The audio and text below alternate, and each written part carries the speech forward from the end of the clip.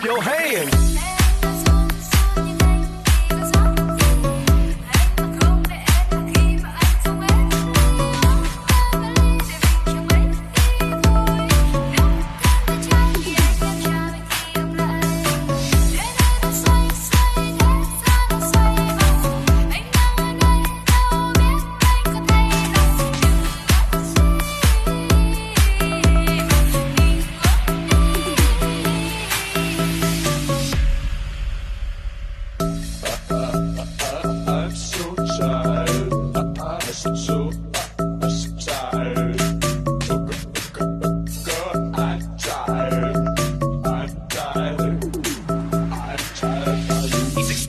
We gonna get funky, funky, funky, funky.